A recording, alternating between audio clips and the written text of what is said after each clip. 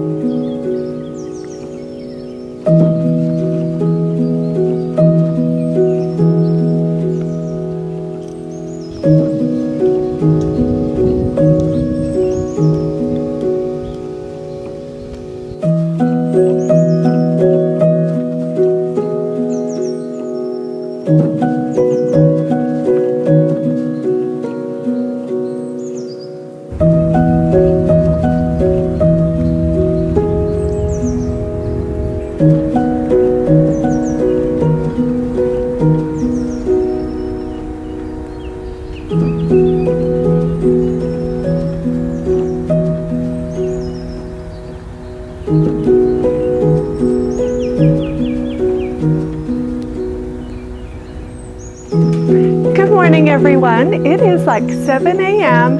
and there's kind of a break in the rain. So I thought we'd walk around the garden and see if anything has survived this biblical level rain and flood we've been getting. Let's go check it out.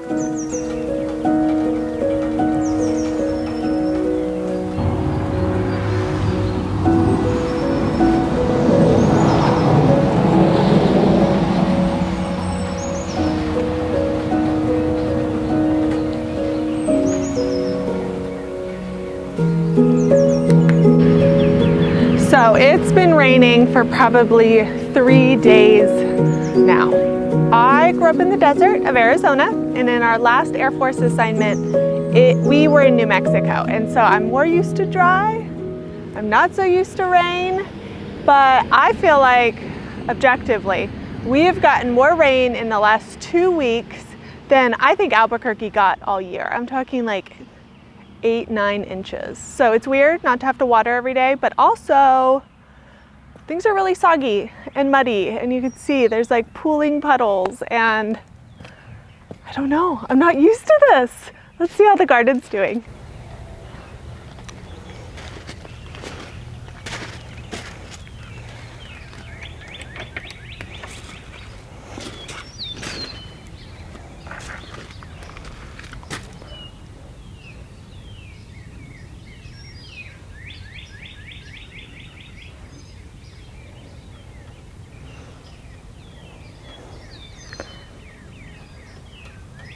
The cows like to sleep on this side of the property and have breakfast, and then walk over to the larger pasture area on the other side of the property. So we'll see how long they stick around. They usually don't like being this close to me. Trust me, love me. They're uninterested. Okay, so here, let me back up a little bit. I've got my rose arch, so pretty. The roses have done a good job of bouncing back. Make sure we're focused. Good job of bouncing back since their transplant. And the gladiolas. So entering in, I've got my cosmos on both sides and my bush beans. They seem pretty happy. Be excited to start seeing some blossoms. So here's the bird bath that I have not filled up. Nature, God is filling it up for the birds with this rain. Beautiful centerpiece. I am just loving it. Let's turn right.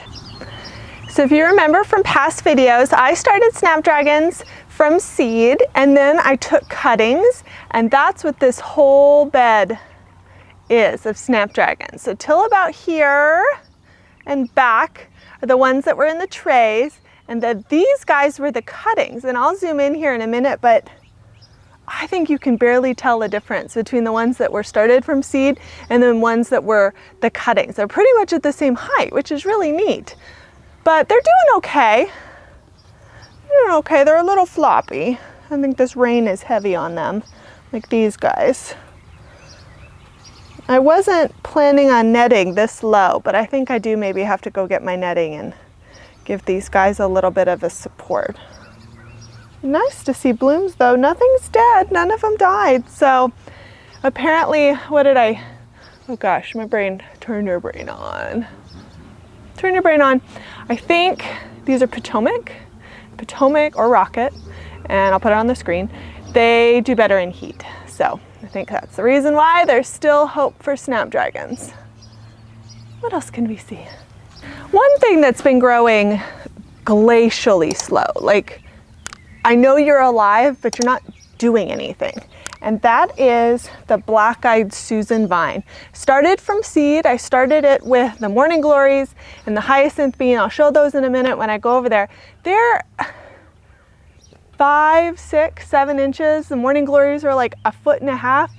And these black-eyed Susan vines are just the weeniest little things of your life.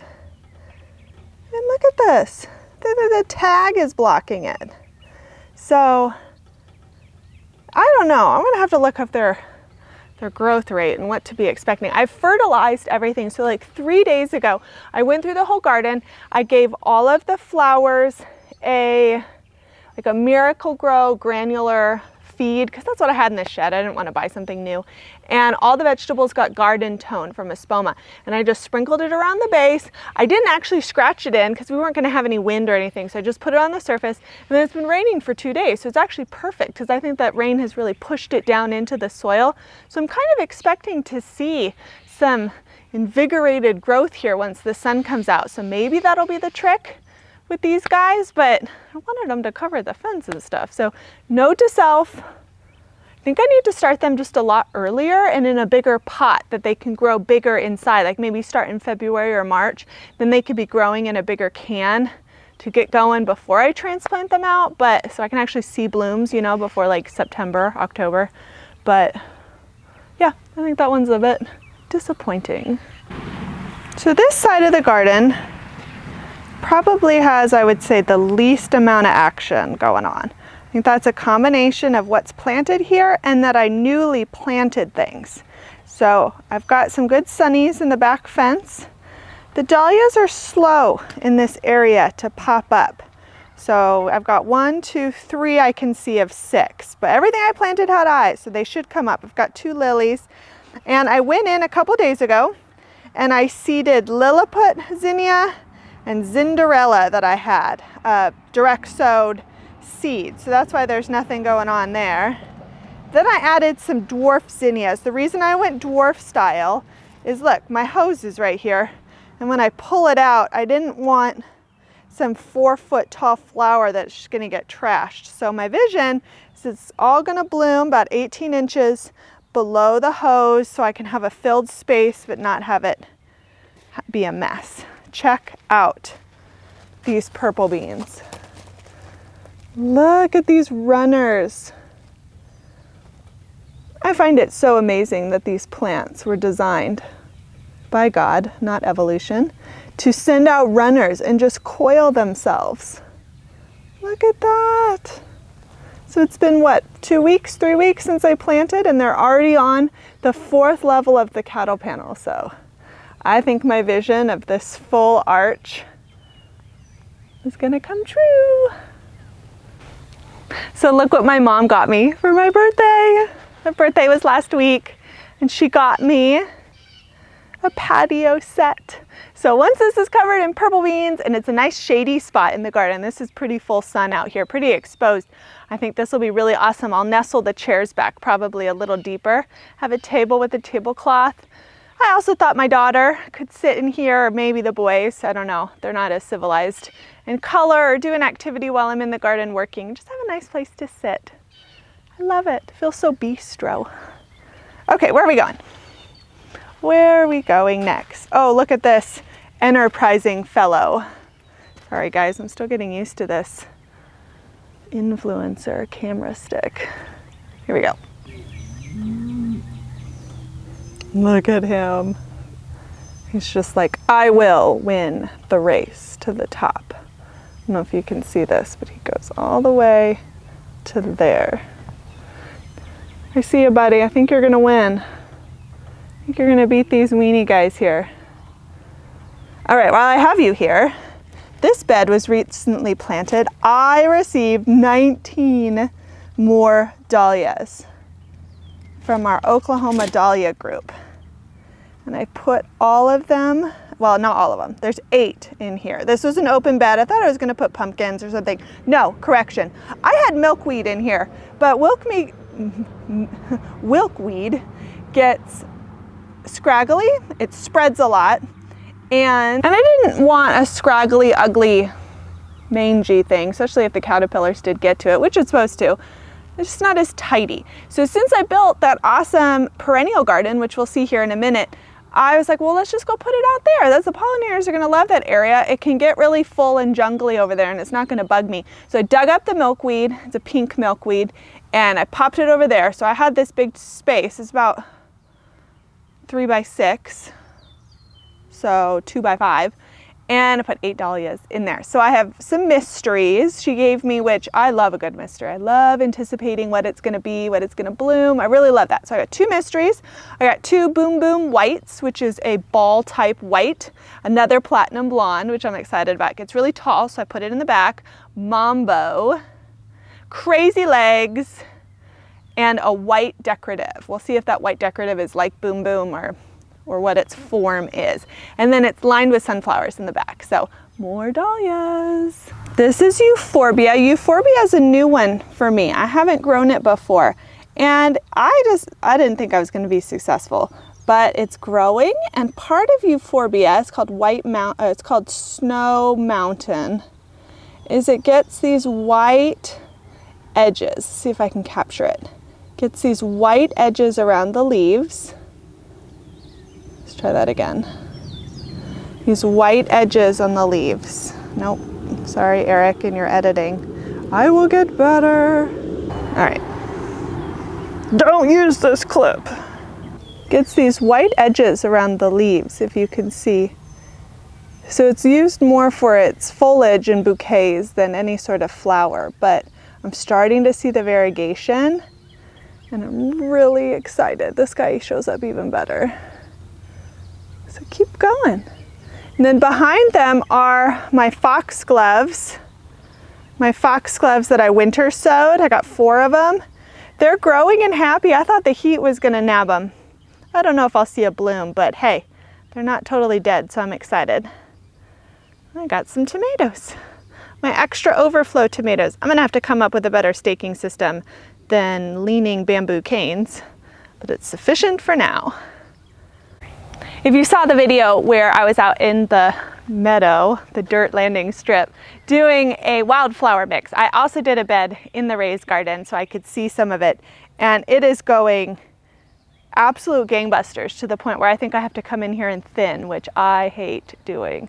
Feels like a genocide.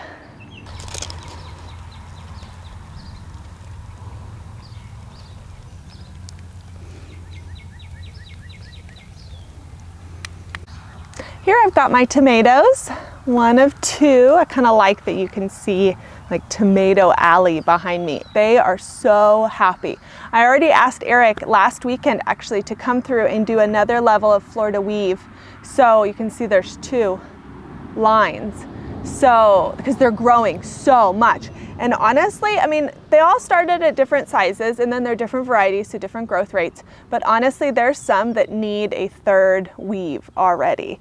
Their tops are just so high and are getting a little floppy. So I think I'm actually gonna have to come in here if we get another rain break later in the day and tie them up. Every couple days I've been coming through, I'm determined to stay on top of pruning and not let them go crazy and wild and bushy and ugh. So I've been going every couple days. I've been pinching out the suckers, and the bottom leaves, I've been making sure they're all limbed up enough that nothing is touching the soil, because that's where you tend to get the fungus and the disease issues when the rain hits or the hose water hits the ground, splashes back up under the leaves, and that's when you start getting a lot of ickies. Also, the leaves on the ground, some of the bugs are just like, thank you for that ramp up to destroy your plant. So it takes a lot of effort. Every couple days I'm like, how have you already grown this leaf? How have you already done this?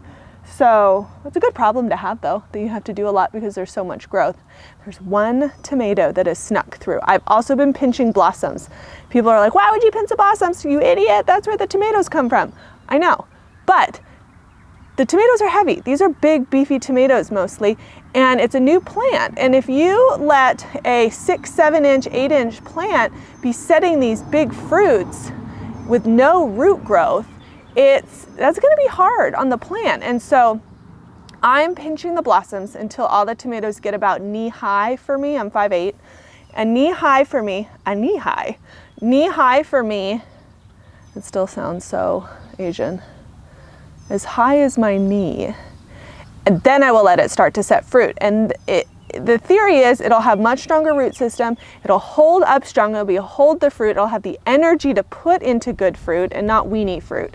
But one tomato snuck through the efforts. I'll show you. Look at him. Look at that imposter. This is celebrity tomatoes, really good variety, really popular. But see how that plant is so weeny. So weeny. This is the ground. This is like 7 inches. It's gonna be stressed. But I also feel bad killing him. So I'm gonna let him live. But I think he'll be more stunted. I think the plant will legitimately be more stunted than some of his other friends. I mean, look at this bad boy up here. Look at these guys over here. These guys definitely need another level. And no fruit yet, guys. Not yet. Delayed gratification, a life lesson. So in these beds, I've got my onions, my candy onions, and my 2 tomatillos. Again, I'm gonna have to cage them differently, but I needed something, like an immediate, the wind is coming, the storm is coming, I don't want you cracking and falling over, so you get a bamboo cane to stay upright. But you're gonna need something more official. Onions are heavy feeders, so I gave them a big dose of that garden tone. I've got my peppers. This is all basil, to learn how like the green screen meteorologists do, which direction I'm going. Those are all basil with sunflowers behind them. My bench, I hope this is covered by a hyacinth bean vine one day. We'll see. All right, squash bed, let's look. So I've got my squash here, and again, squash bugs, vine borers, I kind of live in like terror, anticipating terror. Then I'm gonna come out here and it's just gonna be a devastation. But what I do is every day that I'm able to come out here because of the rain, I am checking underneath the leaves. Let me show you. Here's a summer squash, obviously, summer squash. And I'm looking under the leaves every day because that's where the eggs are gonna get laid for these squash bugs. And if I see anything, I've even seen some like aphids or like little pill buggy things, and I just smush them. It's disgusting. I've grown a lot. I've been sanctified in the garden that I'll actually squish a bug with my finger. But if I want any hope of getting squash here, I've got to do it. I've got some gaps. Things didn't germinate. I should have had one back there. And I've got one little weenie patty pan here. So I might go through and, ooh, I smell like a zucchini pepper now. Zucchinis are not peppers. Don't leave a comment. I understand. I need to reseed some more. It's so pretty. I am just loving this row. I've got my hyacinth bean vine, got my basil, and then look behind it. It's just like a standing army of sunflowers. Oh, it's gonna be so pretty. It's gonna be like a wall of sunflowers in front of this cinnamon basil, which will start to turn purple here in a bit and smells so good. Here is where Resident Garden mascot lives. I haven't actually seen him since the great jumpening, so I don't know if he still lives here. He made himself a nice little hole, but I'm sure as heck not putting my hand down there. So I don't know if he still lives there, but we'll leave it for him. Next to him, he's got some cucumbers growing, and then the strawberry patch. So first year of strawberries, you're not supposed to let them set fruit, which I know is emotionally very challenging. And you're supposed to pinch the blossoms. And I see a pretty pink flower that'll be a strawberry over there. I just got to pinch. I got to have these guys grow strong root systems so that next year I get bigger and better fruit. You just got to do it. You got to be tough with gardening. Do hard things.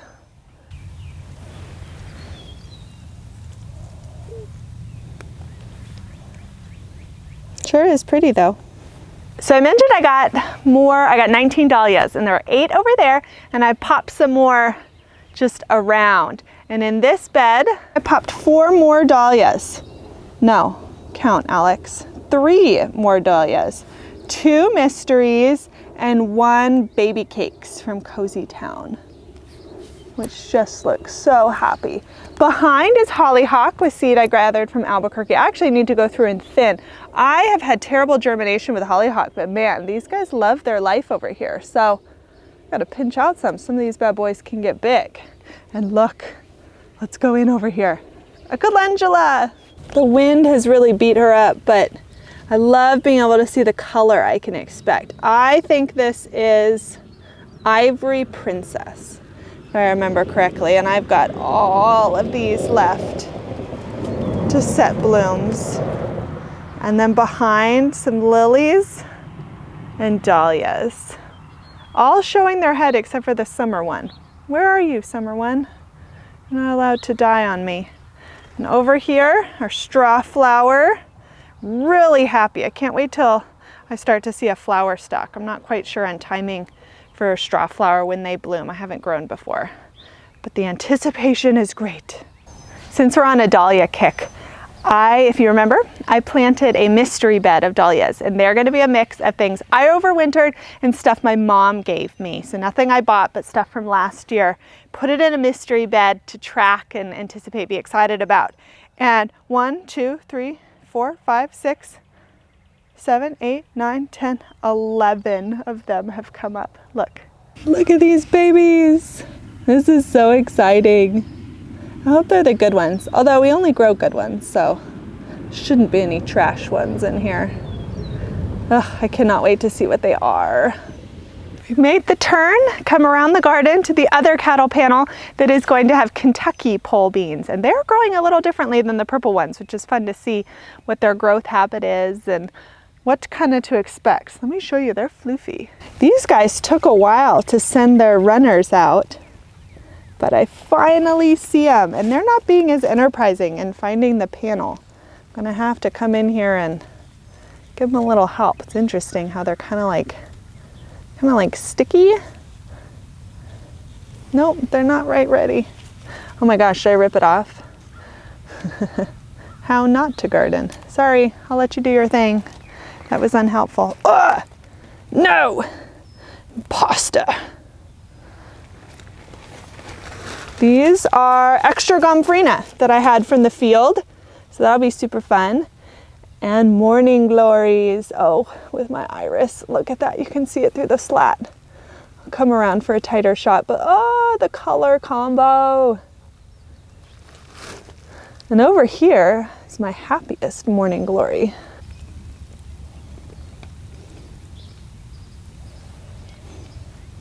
Coming to this corner of the garden gets shade the soonest, and it's going to be an interesting experiment to see how stuff that gets sun until pretty much nighttime over on the other side, and then stuff that gets shade from about 5:30, 6 o'clock on, to see if there really is any noticeable growth differences.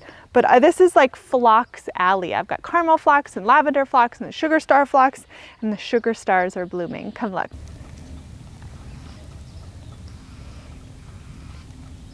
Almost done with our tour of the raised garden. This is cucumber bed. Look how happy they are. Cucumbers everywhere. The one in the back is a trellising cucumber I bought. I kind of forgot that it was a trellising cucumber. I don't have a trellis, so I'm gonna let him kind of spill over the side and amble along the rocks, and we'll see if he's okay with that. If not, I'll come up with something. Some type of trellis. The rest of these cucumbers are bush cucumbers. They're space masters. So we'll see if they master the space.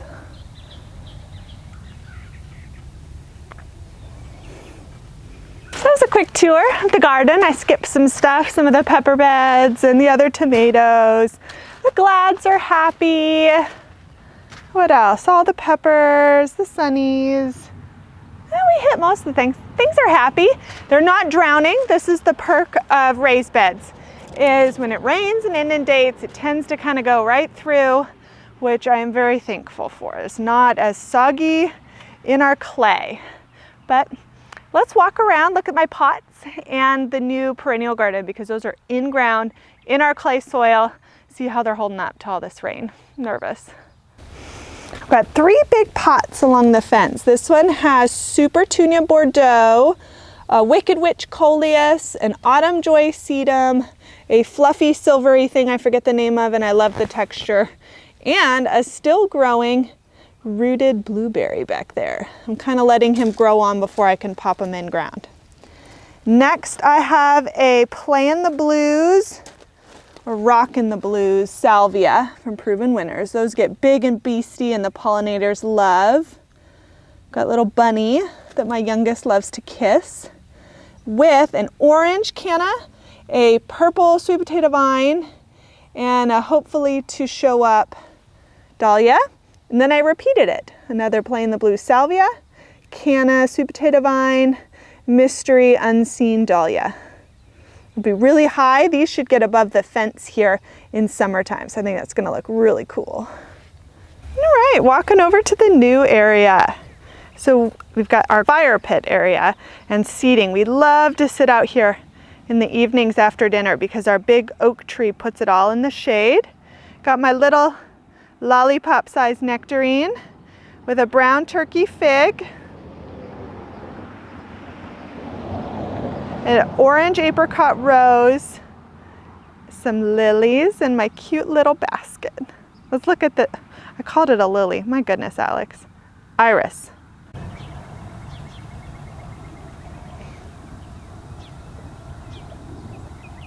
I'm just so thrilled how this space turned out, it ended up being 2 days to final completion, 2 digging and planting days to get everything in.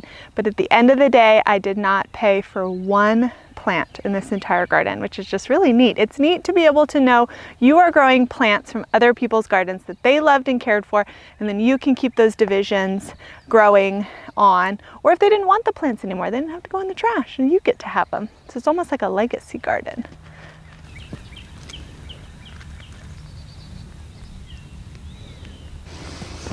So lining the walking path are all lilies, and I didn't know when I dug them up what their color would be, and their color is yellow, and oh my gosh, is it beautiful.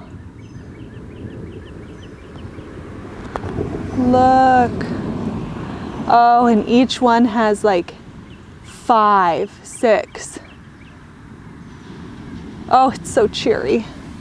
To complete the placement of all of those extra 19 dahlias I got, I put most of them in the raised bed, but I wanted to do a little experiment. They're expensive and I love them and I want to see them and I don't want to condemn them to death. So I wanted them in the raised bed. Good drainage, they won't rot, but I don't know, it'd be nice if I could be able to grow even more dahlias because they'll survive in ground. So I picked 3 sacrificial lambs. That sounds intense. Makes me think of the Hunger Games. I volunteer as tribute. These are my tributes, and they're all the same. Rip City. I don't love Rip City. It's a deep red. Some people love it, but again, I'm a pinks and purples girl, so it's kind of like, okay, fine, I'll grow a fall color. So they got to come out here. Yeah, there's 3 of them. They're kind of planted in like a little drift, and they're not staked yet, but they're labeled, and they're still upright.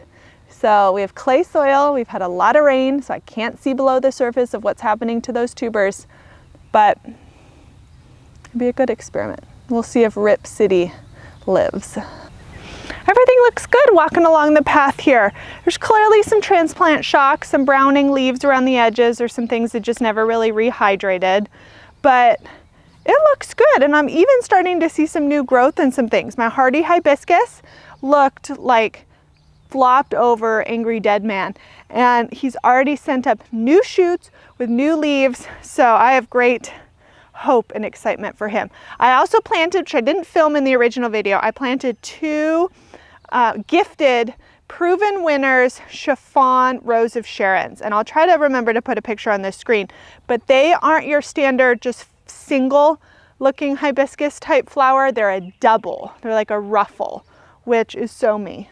Is me in Rose of Sharon form. So I'm excited about that. So this tour doesn't last like an hour, even though I could wander out here and ignore children probably wanting breakfast right now. I'm gonna walk over to the field, which is the scariest place on the property because of the drainage, and see if anything I planted in the flower field is still upright. Also, I don't wanna see that spider.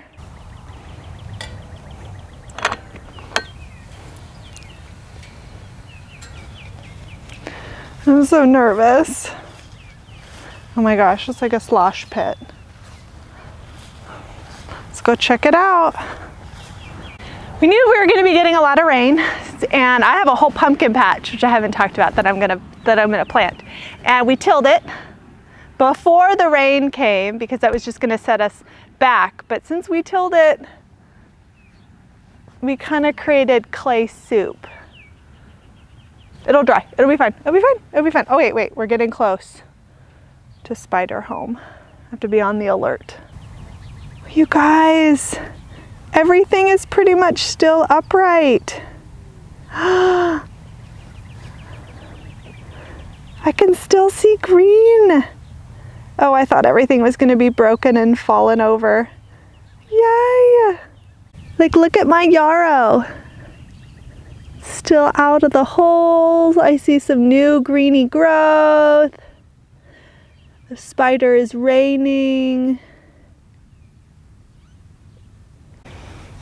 Look at this though. Oh dear. Well, it's supposed to stop tomorrow, and then we go back into the 80s, so maybe it'll drain through. Maybe.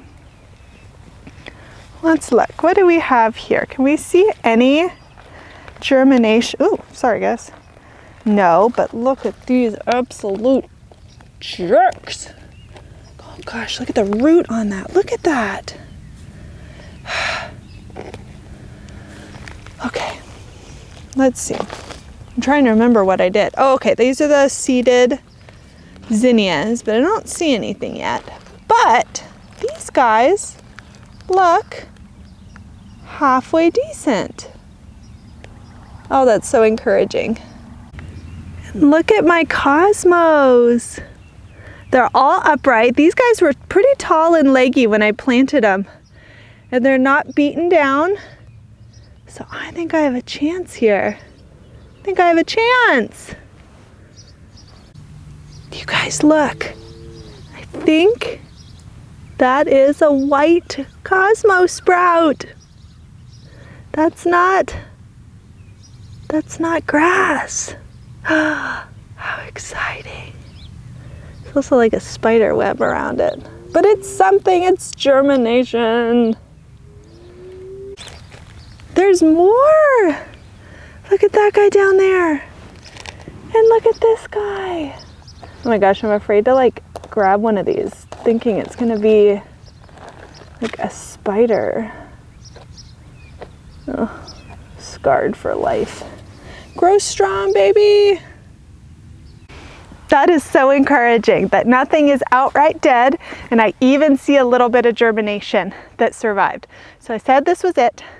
I want to pop over really fast and look at the meadow and see if anything is still alive, if anything new has germinated, to see if that space is actually going to work out. Let's walk over real quick.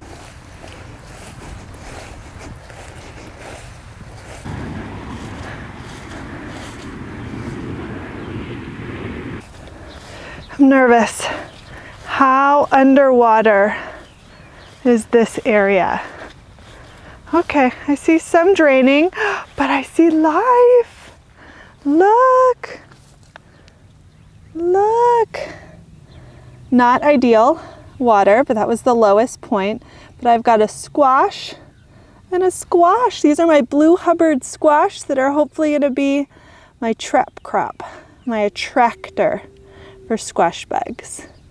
And I also see some corn, which can look kind of like grass, but that's corn, and a couple corns over there. Let's see if I can find anything else.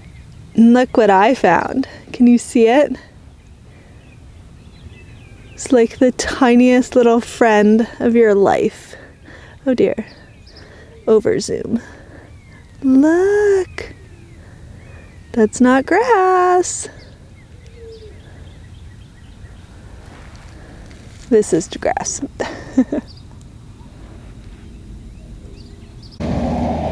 Okay, I'm starting to see germination and it's so exciting. I've got like 3 here. I've got like 2, not like, I do objectively. I have little friends here. I see some more in here. Oh, this might work. Okay, I made it down to the end. And I've got 2 more squash at the end. I saw 2 more sunflowers and lots, well, not lots, let's not over exaggerate here, but a good amount of little baby germination. Thank you, rain. This is definitely what did it. So hopefully the meadow, the chance at the meadow is still alive. The dream lives. I hope you guys enjoyed this little walkthrough, this early morning kind of drizzly, rainy walkthrough to see how things are going. I feel so encouraged. I was afraid I was going to head outside because I've been living in denial for the past 24 hours, not looking out the window. Things were going to be broken and soggy and drowning, but really, I think almost everything's alive and looking really good. So there's hope. The dream lives on. Now, if it could not rain today and tomorrow and the sun could actually come out, that would be even better. But it's good to know that my garden and my layout can handle a 4-inch in 48-hour rainstorm. So I hope you enjoyed this end of May tour. My plan is hopefully to do some tours a couple times a month throughout the growing season, because things are really going to start getting going and pumping out blooms, and I just want to share all of it. But I hope you enjoyed this walkthrough and you have a wonderful week and you come back for later videos. Bye.